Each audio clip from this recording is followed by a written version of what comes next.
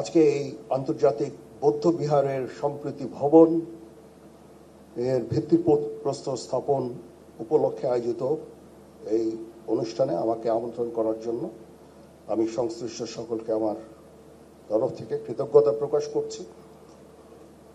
আমি মাননীয় প্রধান উপদেষ্টার প্রতিও কৃতজ্ঞতা প্রকাশ করছি। আমি যখন ওনাকে অনুরোধ করলাম এরকম একটা অনুষ্ঠানের জন্য, উনি সাথে সাথে রাজি হলেন এবং আমরা সবসময় এই দেশের ধর্ম, বর্ণ, গোত্র সকল সম্প্রদায়ের সাথে আমরা অত্যন্ত ওতপ্রোতভাবে জড়িত এবং আমরা একসাথে বাস করতে চাই। আমি মাননীয় প্রধান উপদেষ্টাকে আবার ধন্যবাদ জানাচ্ছি। ওনার অনেক কর্মব্যস্ততার মাঝেও উনি রাজি হয়েছেন এখানে এসে এবং উনি আমাকে অনুপ্রাণিত করেছেন এই কাজের জন্য। এই জন্য ওনার প্রতি আমি কৃতজ্ঞতা জ্ঞাপন করছি এবং আমরা ইনশাআল্লাহ সবাই মিলে এই দেশ জাতিকে একটা শান্তির জায়গায় নিয়ে যেতে চাই।